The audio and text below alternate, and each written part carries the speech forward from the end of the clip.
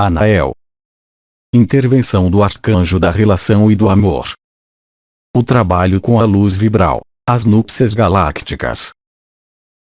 Eu sou Anael, arcanjo. Bem-amados filhos da luz, bem-amadas sementes de estrelas, eu estou com vocês.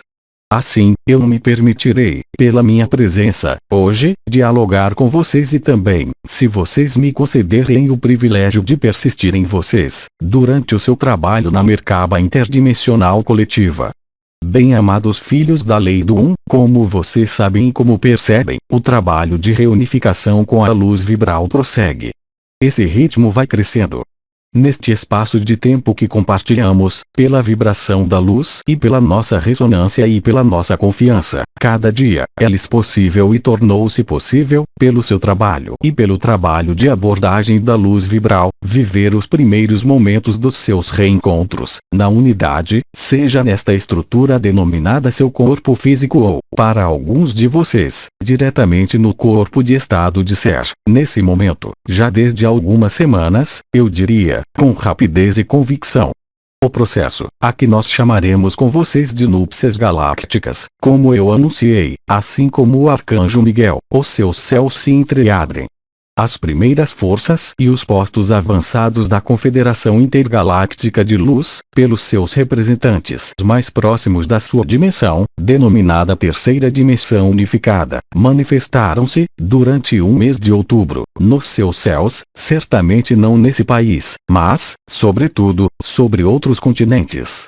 Em breve, muito em breve, os anjos do Senhor, assim nomeados, ou vegalianos de terceira dimensão unificada, irão aparecer nos seus céus, em número mais importante ainda, mesmo nesta Europa. Por enquanto, os céus foram visitados no que se refere à Alemanha e aos países nórdicos. Em breve, e antes do seu inverno-verão no hemisfério sul, manifestar-se-á nos seus céus a presença da luz vibral, por intermédio dos seus primeiros embaixadores que puderam ali aparecer, os anjos do Senhor. Ao mesmo tempo, e em outros lugares, as primeiras embarcações, chamadas de embarcações-mãe, irão aparecer nos seus céus. Estas serão muito mais consequentes. Elas irão se mostrar, não para intervir, mas para manifestar a presença delas, a vibração delas, e para desencadear o que Sri Aurobindo chamou de choque da humanidade. Vocês entram nesses momentos tão fortes e tão intensos em que a lagarta, como o disse o venerado mestre Avraham Mikhail Ivanov, reencontra a borboleta. As modificações vibratórias vividas em suas estruturas, as modificações de consciência, as modificações de comportamento que vocês vivem e assumem nesse momento são diretamente procedentes da ressonância deste reencontro. A progressão da luz vibral assegura, mesmo no seu mundo dissociado, a ancoragem da luz, a sua difusão, a sua revelação. Vocês estão, portanto, nos momentos da divulgação da verdade, em vocês como no exterior de vocês, na superfície deste planeta. Os mecanismos, as causas e as consequências do que lhes foi mascarado, escondido e encoberto começam a aparecer mesmo nas diversas mídias, mas, sobretudo, até mesmo na sua consciência. O modo de funcionamento da sua própria consciência se faz sob um dia novo, onde o lugar para a análise encontra cada vez menos ressonância e onde o lugar para a evidência, a ressonância do coração, instaura-se de modo cada vez maior.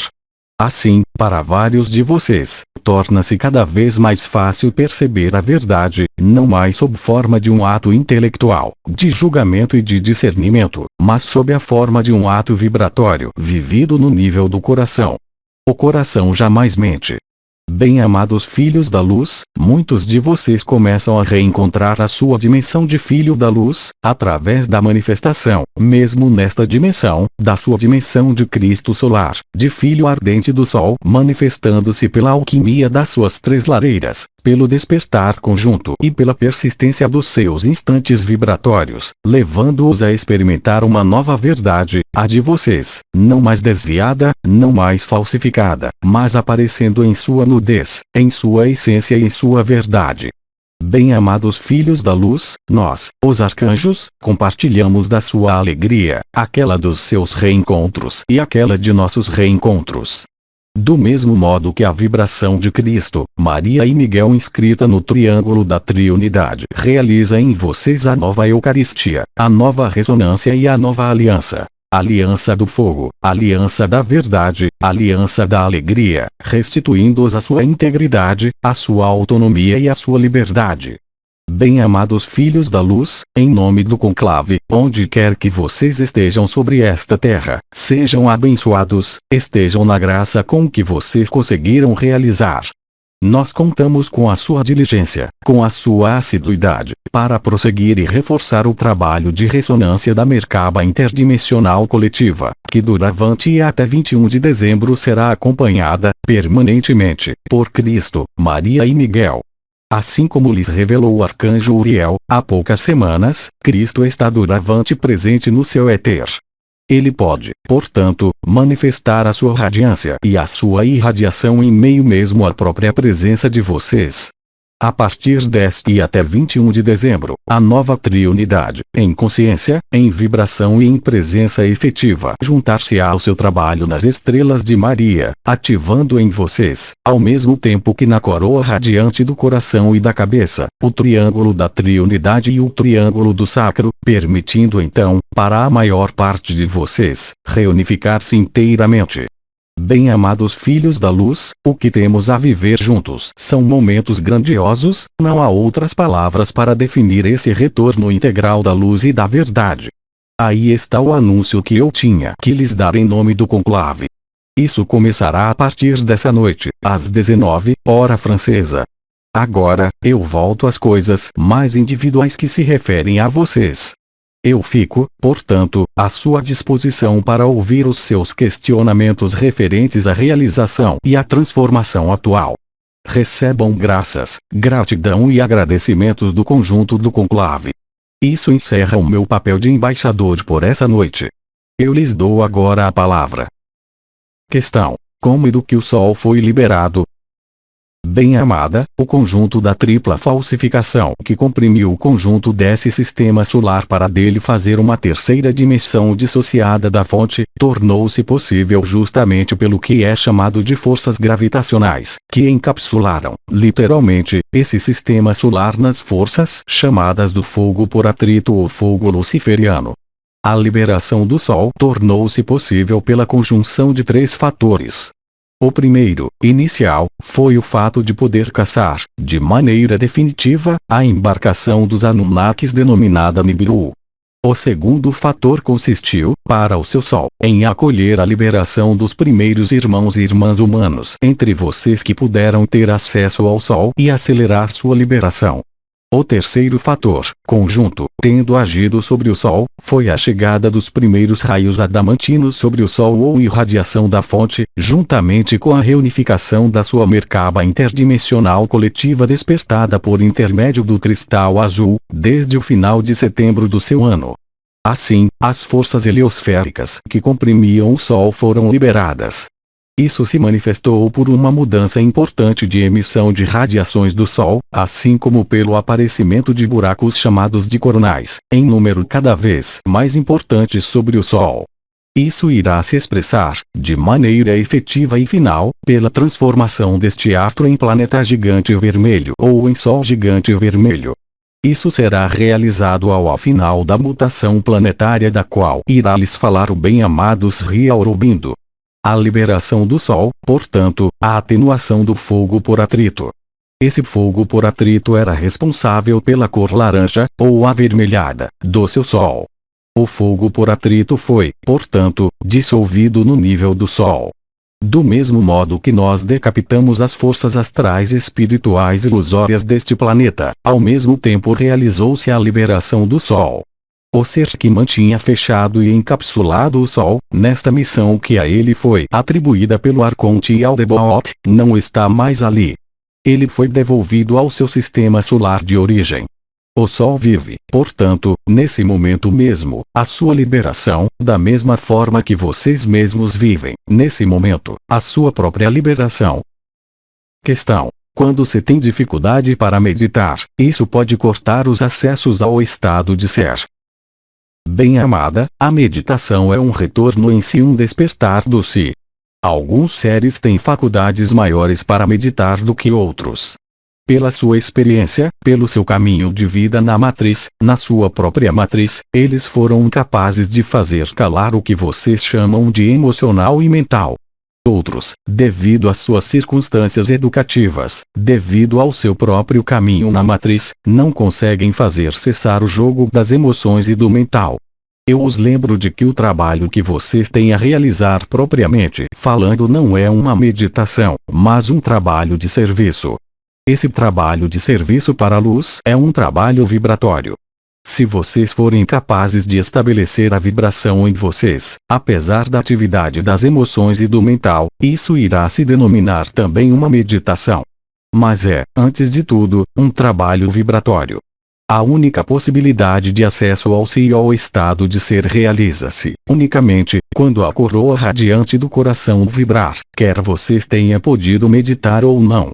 Obviamente, a meditação cria, pelo silêncio exterior, um estado propício, interiormente, para o estabelecimento da vibração.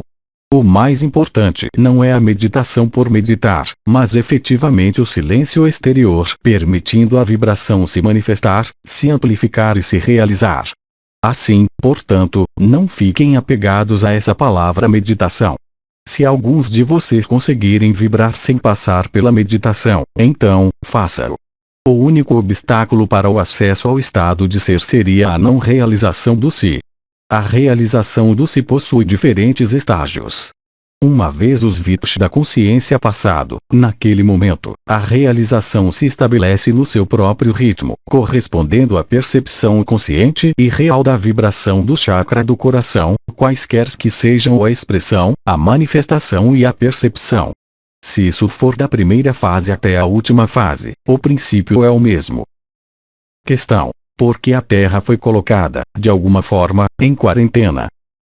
Bem-amado, a partir do momento em que as forças de dissociação denominadas arcônticas, ligadas aos Dracos, vindos da Ursa Maior, e alguns dos seus aliados tomaram posse deste universo, como de outros universos, tornou-se indispensável, não de ser colocada em quarentena. Isso foi realizado, aliás, pela ruptura da fonte, mas, de algum modo, para nós, ligados à Confederação Intergaláctica dos Mundos Livres, quaisquer que sejam as dimensões, para evitar a propagação e a multiplicação da dualidade, o que é chamado junto a vocês de fogo por atrito, ao conjunto da criação. Isso não corresponde a uma colocação em quarentena, mesmo o resultado sendo idêntico, já que, de todo modo, os Dracos e os arcanjos rebeldes instalaram, eles mesmos, as camadas isolantes heliosfera, magnetosfera e ionosfera. Não foi, portanto, a Confederação Intergaláctica que os colocou em quarentena, mas efetivamente ela que sempre zelou para que jamais, no curso desses 6 ciclos de 50.000 anos, houvesse desaparecimento do seu espírito, nem multiplicação da dualidade em outros universos. Questão: qual é a diferença entre o prana e as partículas adamantinas? Bem-amado, o prana, o glóbulo da vitalidade, corresponde, em número muito limitado, ao que é chamado de éter rarefeito, exceto em alguns lugares do planeta, devido mesmo à falsificação. O fóton é efetivamente uma analogia do prana.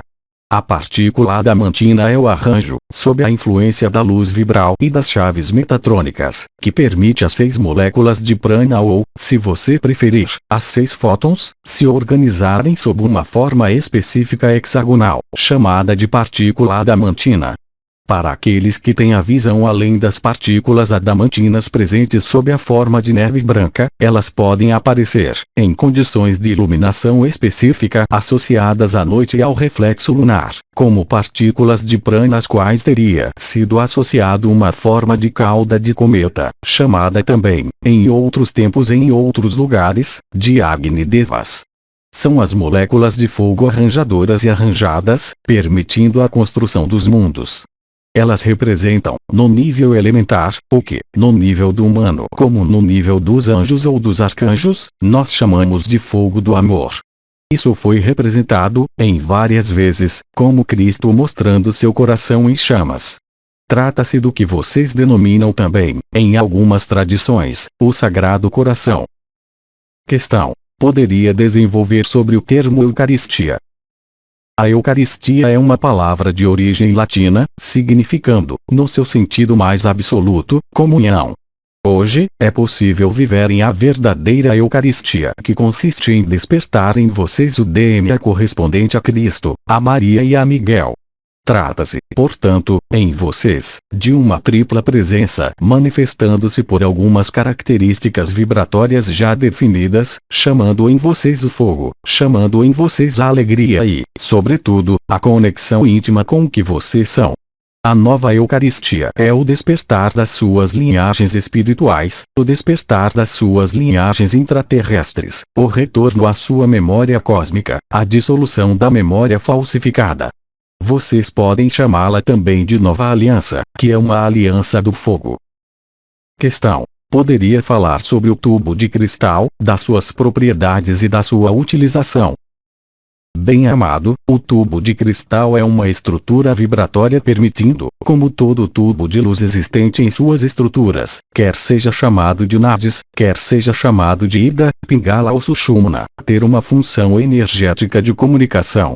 O tubo de cristal é uma estrutura de partículas adamantinas nova, revelada pelas núpcias celestes e pela lemniscata sagrada, permitindo fazer comunicar o quarto chakra ou chakra do coração com o sétimo chakra ou chakra da cabeça, com a fonte de cristal situada ao nível da sua merkaba interdimensional, passando pelos pontos chamados de nós de ressonância, que são o nono corpo, o 10º corpo e a cimeira da cabeça, no nível do que está acima do sétimo chakra e que o compreende, ou seja, a vibração de ou éter.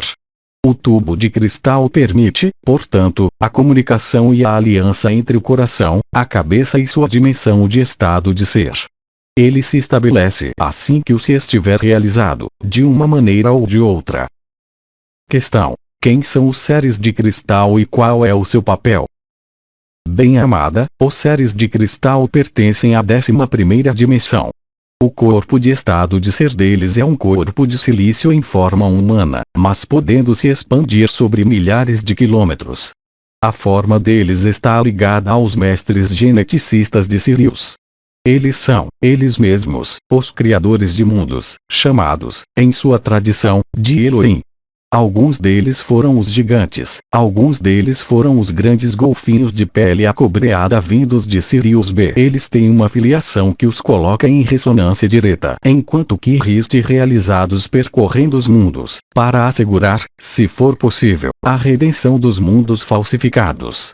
Eles vão, assim, de universo falsificado em universo falsificado, permitindo então inaugurar os ciclos de manutenção do espírito ou os ciclos de liberação do espírito, em função das conformações e dos constrangimentos existentes no nível dos mundos dissociados.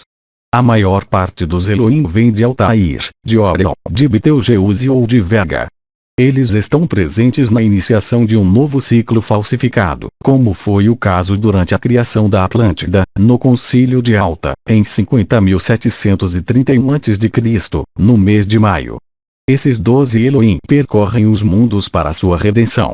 Eles aceitam, pelo sacrifício da sua multidimensionalidade e do seu posto de Elohim Criador, participando, em um corpo de carne em carbono, cortado da fonte, em número de 12, permitindo-lhes realizar a missão pelo seu sacrifício. Eles trazem também, em uma embarcação-mãe chamada de Yerushalayim em Jerusalém Celeste, o cristal azul que é a defesa encontrada pelas forças da luz unificada para despertar a dimensão do espírito e evitar, ao final de um ciclo falsificado, que ele se reproduza indefinidamente. Como vocês sabem, esse setor do multiverso, denominado Terra, e este universo chamado de Sistema Solar e o que ele compreende como sistemas falsificados, vê hoje a sua liberação definitiva da dissociação. Esta vitória, este estabelecimento da luz, mais exatamente, levou certo tempo. Hoje, quando eu digo hoje, isso é recente, a fonte, o conjunto dos 24 anciões, o conjunto dos conclaves arcangélicos dos mundos livres, o conjunto das estrelas de Maria dos mundos livres, assim como o conjunto dos lipicas kármicos de estágio superior, do que faz parte Seret Guia Azul de Sirius, 24D, votaram, de maneira unitária, pelo desaparecimento total da dissociação, sejam quais forem os universos e os multiversos. Isso significa simplesmente que em cada universo falsificado, a hora do último ciclo chegou, permitindo, e tornando possível, que jamais, sobre qualquer mundo criado ou sobre qualquer mundo original, possa existir a mínima ruptura da fonte, qualquer que seja o grau de densidade experimentado, qualquer que seja a dimensão experimentada, qualquer que seja o teor da criação, de mundo em carbono ou outro. Questão: o núcleo da intraterra foi liberado do mesmo modo que o Sol? Ele foi liberado pela sua ação, de vocês, humanos despertos e acordados. Pela conexão com a Merkaba interdimensional e com o cristal azul, vocês permitiram, efetivamente, a liberação do núcleo da Terra. É a partir daquele momento que a liberação do núcleo da Terra permite a ele se reconectar diretamente com seu núcleo cristalino original que é Sirius, para vibrar em outra frequência e para começar sua ascensão. Sua ascensão é também seguida de um fenômeno de dilatação ligada ao desaparecimento das forças de compressão e, de maneira progressiva, do que foi chamado de forças gravitacionais. Assim, a Terra cresce, se expande e ascensiona. Vocês que realizaram esse trabalho, e vocês sozinhos, que nós preparamos desde muito tempo. O que explica que, para vários de vocês que viveram o despertar, seja recente ou antigo, é perfeitamente possível perceberem a acentuação vibratória em algum nível, seja das suas estruturas e da sua consciência. Questão: se Júpiter se tornar um segundo Sol, isso tem uma incidência sobre a êxtase? Bem-amado, jamais Júpiter terá o tamanho suficiente para se tornar um segundo Sol. Júpiter está se tornando o que é chamado de pulsar. Um pulsar emite radiações próximas às do Sol, mas não é um Sol. Não haverá segundo Sol. Haverá o aparecimento de uma luz semelhante a um Sol, que é simplesmente o companheiro denominado Nêmesis ou Hercóbulos, que será visível aos seus olhos de carne, visível por enquanto unicamente no infravermelho e sob certas latitudes e longitudes, em alguns momentos da rotação da Terra. A partir do momento em que o sobrevoo acima do eclíptico de Hercóbulos superar um ângulo de 30, ele irá se tornar visível de acordo com as posições da Terra ao redor da sua rotação solar, de maneira evidente para os olhos humanos. Isso não é, tampouco, um segundo Sol. Existe um efeito sobre a Terra, uma grande confusão nesta noção de segundo Sol. A força galáctica, a confederação intergaláctica, a irradiação da luz-fonte de Alcione, as radiações do ultravioleta, a irradiação do Espírito Santo retransmitida por Sirius, o conjunto de modificações observáveis sobre esta Terra e sobre esse sistema solar, resulta da ação de uma série de fatores astrofísicos bem reais, responsáveis por certo número de transformações observáveis até mesmo em sua Lua. Alguns de vocês já se aperceberam disso. Júpiter já emite como um pulsar. A atmosfera de Júpiter está profundamente modificada, permitindo a sua radiação nova, efetivamente, afetar, desde fevereiro de 2009, as suas estruturas. Mas, daí a chamar Júpiter de segundo Sol, há uma distância. Questão: haverá um efeito sobre o fenômeno de êxtase? O fenômeno de êxtase, se é o que vocês chamam de 3 dias, ocorrerá unicamente durante a parada de rotação da Terra. Jamais a luz pode provocar isso. Em contrapartida, a influência das forças gravitacionais, chamadas de forças de torção gravitacionais, manifestando-se pela chegada, acima do plano do eclíptico de Nêmesis, produzirá esse mecanismo, exceto se, daqui até lá, a vitória que vocês estabeleceram na liberação da Terra se acompanhar da ascensão da Terra, reduzindo o cenário final descrito pelos profetas há muito tempo. Nisso vocês não são os dirigentes, nós não somos os dirigentes, há um meio de ação por vocês mesmos sobre o Sol, sobre sua Terra, pela Merkaba interdimensional e pela luz de suas coroas radiantes. Ainda uma vez, nenhum dos elementos intervindo nesse cenário tem predomínio, somente a Terra decide, definitivamente. Nós apenas ajustamos, como alguns lhes disseram, a quantidade de luz que se verte sobre a Terra. O aparecimento, em seus céus, como o conclave me pediu que lhes dissesse, de algumas embarcações da frota-mãe, a sua aproximação dimensional visível nesse momento mesmo por alguns dos seus meios tecnológicos, como eu já disse, permite-lhes compreender este impacto dimensional e vibratório que já ocorreu pelas esferas denominadas Anjos do Senhor, há algumas semanas, que começaram exatamente há 5 semanas. Esta aproximação ocorre por toques sucessivos. Ela ocorre em função da ressonância estabelecida pela Terra e pelo conjunto da noosfera, ou seja, pela consciência da Terra e pela consciência de todos os humanos e de todos os sistemas vivos existentes na atmosfera. Não temos mais perguntas. Agradecemos. Bem-amados filhos da luz, bem-amadas sementes de estrelas, eu lhes transmito graças e gratidão. Eu volto a sair desse canal para melhor envolvê-los no momento do seu trabalho na Merkaba interdimensional coletiva, supervisionando o trabalho realizado pela presença real de Cristo, de Maria e de Miguel no seu coração como sobre a terra. Que o amor seja sua morada pela eternidade. Até logo. Aos 3 dimensões, 21 de novembro de 2010. Transcrição: Zuma Peixinho. Tradução para o português: Célia G. Mensagem atemporal.